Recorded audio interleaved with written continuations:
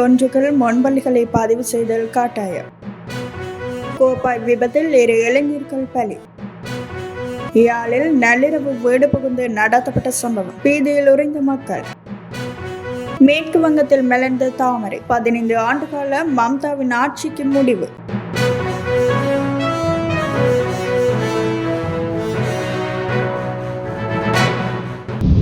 எதிர்வரும் ஜூலை மாதம் 1ஆம் தேதிக்கு முன்னர் நாட்டின் அனைத்து முன்பள்ளிகளும் பதிவு செய்யப்பட வேண்டும் என மகளிர் மற்றும் சிறுவர் விவகார அமைச்சர் சரோஜா சாவித்ரி போல்ராஜ் தெரிவித்துள்ளார். எதிர்காலத்தில் ஒரு முன்பள்ளியை ஆரம்பிப்பதற்கு முன்னர் அதனை பதிவு செய்வது கட்டாயமாகும் என அவர் சுட்டிக்காட்டியுள்ளார். முன்பள்ளி கல்விக்கான வேலை திட்டம் அமைச்சின் பாடப்பரப்புக்கு அமைய எவ்வாறு செயற்படுத்தப்பட வேண்டும் என்பது தொடர்பில் மாத்தறை மாவட்ட செயலகத்தில் விழிப்புணர்வு நிகழ்வு ஒன்று நடைபெற்றது. அதில் கலந்து கொண்டு உரையாற்றிய போதே சரோஜா சாவித்ரி போல்ராஜ் இதனை தெரிவித்துள்ளார்.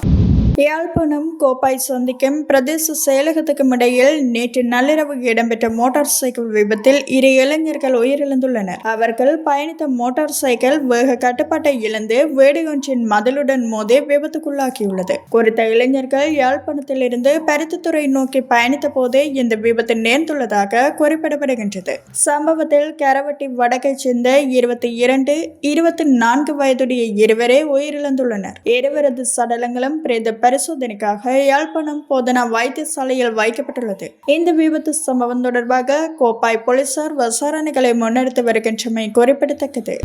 யாழ்ப்பாணம் வடமராட்சி கிழக்கு ஆலயவழி பகுதியில் நள்ளிரவு வீடு புகுந்து தாக்குதல் நடத்திய சம்பவம் அந்த பகுதியில் பதற்றத்தை ஏற்படுத்தியுள்ளது. குடும்பஸ்தர் ஒருவரின் வீட்டுக்குள் மதுபோதையில் அத்துமீறி நுழைந்த இருவர் வீட்டில் உறங்கிக் கொண்டிருந்தவர்களை இலக்காக கொண்டு மோசமான தாக்குதலை மேற்கொண்டுள்ளனர். தாக்குதலின் போது வீட்டில் இருந்த இளைஞர் ஒருவர் கடுமையாக தாக்கப்பட்டதாகவும் உயிர் தப்பிக்க அவர் அங்கிருந்து தப்பி சென்றதாகவும் தெரிவிக்கப்படுகின்றது. மேலும் தாக்குதலாளர்கள் மகனை அழைத்து வருமாறு மிரட்டியபடி வீட்டின் உபகரணங்களை சேதப்படுத்தியதுடன் அருகில் உள்ள மற்றொரு வீட்டின் உடைமைகளையும் சேதப்படுத்திவிட்டு தப்பி சென்றுள்ளனர். இந்த சம்பவம் தொடர்பாக பாதிக்கப்பட்ட குடும்பஸ்தர் மருதங்கேணி போலீஸ் நிலையத்தில் முறைப்பாடு அளித்துள்ளார். சம்பவம் குறித்து விசாரணைகளை தொடங்கியுள்ள மருதங்கேணி போலீசார் தாக்குதலில் ஈடுபட்ட சந்தேக நபர்களை கைது செய்ய நடவடிக்கை மேற்கொண்டு வருகின்றனர்.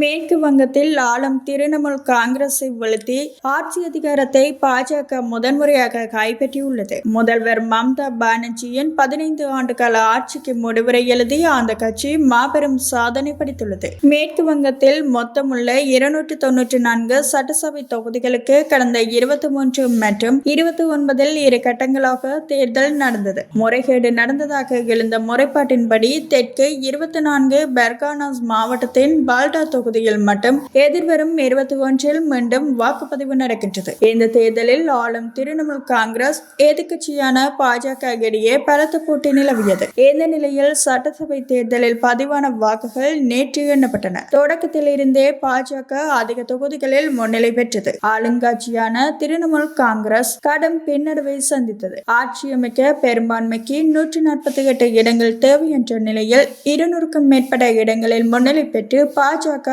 மாபெரும் சாதனை படைத்துள்ளது. ஆளும் திரிணாமுல் காங்கிரஸ் 90 இடங்களுக்கும் குறைவான இடங்களிலேயே முன்னிலை பெற்று கடும் பின்னடைவை சந்தித்துள்ளது. கடந்த 2021 சட்டசபை தேர்தலில் 38% இருந்த பாஜகவின் வாக்கு வங்கி தற்போது 45% அதிகரித்துள்ளது. அதே சமயம் 48% இருந்த திரிணாமுல் காங்கிரசின் ஓட்டு வங்கி 40.94% குறைந்துள்ளது. தேர்தல் முடிவுகள் குறித்து முதல்வர் மம்தா பானர்ஜி கூறுகையில், வாக்கு எண்ணிக்கையில் சதி நடக்கின்றது. நாங்கள் முன்னிலை பெற்றுள்ள பல தொகுதிகளின் தரவுகள் வெளியிடப்படவில்லை. தொடக்கத்தில் பாஜக முன்னிலை பெறுவது போல ஒரு மாயை உருவாக்க திட்டமிட்டு உள்ளனர். பல தொகுதிகளில் வாக்கு எண்ணிக்கை இன்னும் முடியவில்லை. எனவே இறுதி முடிவுகள் மாறும் என்று தெரிவித்தார். மம்தா பானர்ஜி எத்தனை குற்றச்சாட்டுகளை சுமத்தினாலும் மேற்கு வங்கத்தில் பாஜக ஆட்சி அமைக்கப் போவது உறுதியாகிவிட்டது. அந்த கட்சி ஆட்சி அதிகாரத்தை கைப்பற்றுவது இதுவே முதன்முறையாகும். 2011 முதல் 15 ஆண்டுகளாக மேற்கு வங்கத்தை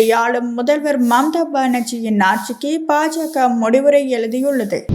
ஹோர்முஸ் நீரிணையிலோ அல்லது பாரசீக வளைகுடா பிராந்தியத்திலோ உள்ள அமெரிக்க கப்பல்களை இலக்கு வைக்க முயன்றால் ஈரானை உலக வரைபடத்தில் இருந்து அகற்றும் நிலை உருவாக்கும் என அமெரிக்க ஜனாதிபதி டொனால்ட் ட்ரம்ப் எச்சரித்துள்ளார். சர்வதேச ஊடகம் ஒன்றுக்கு வழங்கிய தொலைபேசி நேர்காணலின் போது அவர் இந்த எச்சரிக்கையை விடுத்துள்ளார். ஈரானிய பேச்சுவார்த்தையாளர்கள் முன்னரை விட இப்போது நெகிழ்வுத்தன்மையுடன் இருப்பதாக ட்ரம்ப் குறிப்பிட்டார். இதற்கு முன்னரும் ட்ரம்ப் இவ்வாறான அச்சுறுத்தல்களை விடுத்திருந்ததுடன் கடந்த மாதம் சமூக வலைதளங்கள் வாயிலாக ஒரு முழு நாகரிகமே அளிக்கப்படும் என்றும் அவர் தெரிவித்தார். ஹோர்முஸ் நீரிணையூடாக பயணிக்க முயன்ற கப்பல்கள் மீது ஈரான் தாக்குதல் நடாத்தியதை அடுத்து அமெரிக்க இராணுவத்தால் 7 ஈரானிய படகுகள் சுட்டு வீழ்த்தப்பட்டதாக ட்ரம்ப் ட்ரூத் வலைதளத்தில் பதிவிட்டிருந்தார். நல்லெண்ணத்தின் அடிப்படையில் ஒரு ஒப்பந்தத்தை எட்டுவது, மீண்டும் இராணுவ நடவடிக்கைகளை ஆரம்பிப்பது ஆகிய 2 தெரிவுகளை உள்ளதாக அவர் தெரிவித்தார்.